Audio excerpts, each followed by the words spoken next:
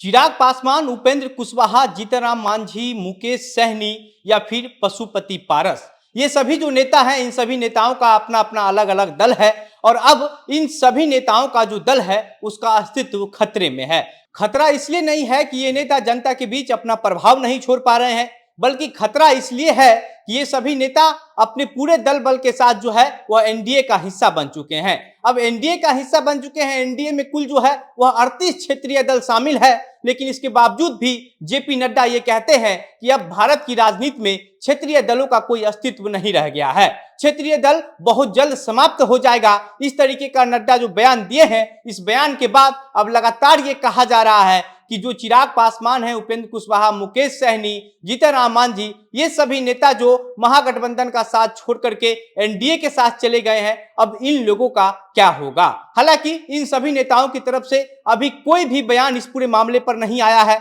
लेकिन इतना तो साफ है कि जेपी नड्डा ने जो ये बयान दिया है, इस तरीके का बयान जेपी नड्डा पहले भी दे चुके हैं। तो इससे कहीं ना कहीं ये लगता है कि भाजपा एक तरफ जो है वह इंडिया गठबंधन को टक्कर देने के लिए भले ही अपने साथ क्षेत्रीय दलों को जुटाने की कोशिश कर रही हो, और अभी 38 क्षेत्रीय दल भाजपा के साथ है, लेकिन इसके बावजूद भी भाजपा ये नहीं चाहती है कि कोई भी क्षेत्रीय दल इस देश की या फिर अपने अपने राज्य की राजनीति में टिक पाए या फिर उस दल का अस्तित्व रह पाए। क्योंकि जिस तरीके से जेपी नड्डा कैलाशपति मिश्र के 100वीं जयंती पर पटना आकर के जो बयान दिए हैं, उस बयान से अब जेपी नड्डा खुद फंसते हुए, उलझते हुए नजर आ रहे हैं। उलझ इसलिए रहे हैं क्योंकि एक तरफ जेपी नड्डा कहते हैं कि इंडिया गठबंधन में जितना भी दल है वह सब परिवारवाद है। उन सभी का अगर आप बैकग्राउंड देखिएगा तो जैसे लालू यादव मुख्यमंत्री बने, लालू यादव हटे तो फिर राबड़ी देवी मुख्यमंत्री बनी, राबड़ी देवी हटी तो अब तेजस्वी यादव मुख्यमंत्री बनने वाले हैं, और तेजस्वी यादव जब हट जाएंगे तो फिर मीसा भारती, और इसी तरीके से परिवार की लंबी लिस्ट है। इसी तरीके का उदाहरण उत्तर प्रदेश के अखिलेश यादव के परिवार का देते हैं। फिर पश्चिम बंगाल के ममता बनर्जी के भतीजे को लेकर के परिवारवाद का उदाहरण देते हैं। तो इस तरीके से जो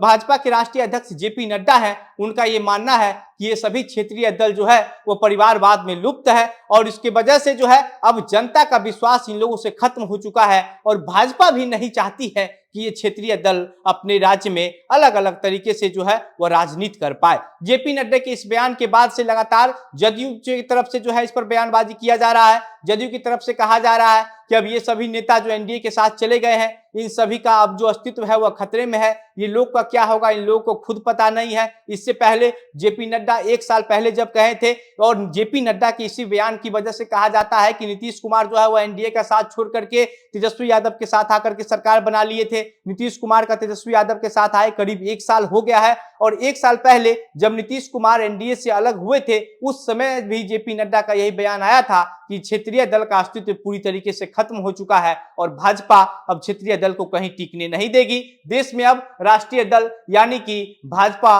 और कांग्रेस की लड़ाई है, और जनता भी अब भाजपा को वोट कर रही है या फिर कांग्रेस को वोट कर रही है। अपने अपने विचारधारा के अनुसार जनता दोनों पार्टी को देख रही है, और ये क्षेत्रीय दल बहुत जल्द समाप्त हो जाएगा। इसके बाद नीतीश कुमार जो है वह एनडीए का साथ छोड़कर के महागठबंधन में शामिल हो गए। हालांकि नीतीश कुमार का एनडीए का साथ छोड़ने का वजह कोई और भी हो सकता है, लेकिन नीतीश कुमार ने जब एनडीए का साथ छोड़ दिया था तो इसी बयान को जो है वह आधार बनाया था। नीतीश कुमार छोड़ने का वजह यही बता रहे थे। इस वजह से अब फिर एक बार जेपी नड्डा ने जिस तरीके का बयान दे दिया है पटना में, उससे कहीं ना कहीं अब ये सवाल उठता है कि जो 38 दल एनडीए गठबंधन में शामिल है, उस 38 दलों का क्या होगा। अब जेपी नड्डा के इस बयान को लेकर के कहा जा रहा है कि विपक्षी दल जो बिहार की राजनीति में है, जितना भी लालू यादव हो या फिर नीतीश कुमार हो, ये लोग 2025 का जो विधानसभा चुनाव बिहार में होने वाला है, उसमें इसी बयान को जो है वह मुद्दा बना करके चुनाव लड़ेंगे। आपको हम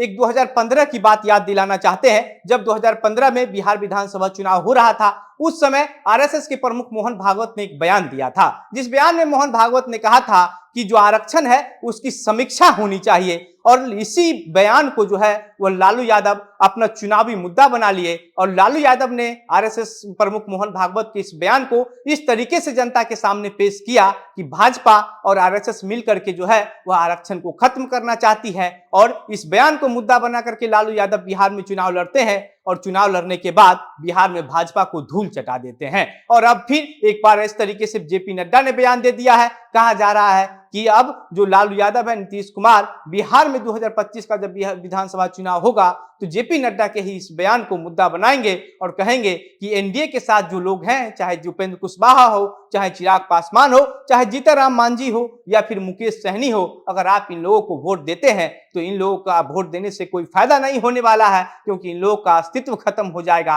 भाजपा के साथ ये लोग हैं, लेकिन भाजपा भले ही अपने फायदे के लिए इन लोगों को अपने साथ ले रही है, रख रही है, लेकिन इन लोगों का जो अस्तित्व है वह भी मिटाने की भाजपा पुरजोर कोशिश कर रही है। और इस बयान के बाद जो है वह लगातार अब जो क्षेत्रीय दल बिहार का जितना भी जो एनडीए में शामिल है, उन दलों के पार्टी प्रमुख से यह सवाल पूछा जा रहा है, लेकिन वो लोग इस सवाल पर कुछ भी जवाब देने से बचते हुए नजर आ रहे हैं। बाकी अब देखने वाली बात यह होती है कि जेपी नड्डा ने जिस तरीके से 1 साल के बाद एक बार फिर से दोबारा ये बयान दे दिया है कि क्षेत्रीय दल का अस्तित्व बहुत जल्द समाप्त होने वाला है, और दूसरी तरफ भाजपा क्षेत्रीय दल को जो है वो अपने साथ जुटाने की भी कोशिश कर रही है, क्योंकि एनडीए इंडिया गठबंधन जो बना है, इंडिया गठबंधन को मात देने के लिए भाजपा भी चाह रही है कि ज्यादा से ज्यादा क्षेत्रीय दल एनडीए में जुड़े। लेकिन एक तरफ भाजपा ये भी कह रही है कि क्षेत्रीय दल का कोई अस्तित्व ही नहीं है। तो अब सवाल यह है कि अगर क्षेत्रीय दल का कोई अस्तित्व नहीं है, आने वाले दिन में भी नहीं रह जाएगा, तो फिर आपको क्षेत्रीय दलों की क्या जरूरत पड़ जा रही है? ये एक बड़ा सवाल है। बाकी इस पूरे मामले पर जो कुछ भी अन्य अपडेट आएगा सब आपको इसी प्लेटफॉर्म के माध्यम से साझा करते रहेंगे। तब तक के लिए देखते रहिए द बिहार प्रोजेक्ट। मेरा नाम घनश्याम सिंह है। बहुत बहुत धन्यवाद।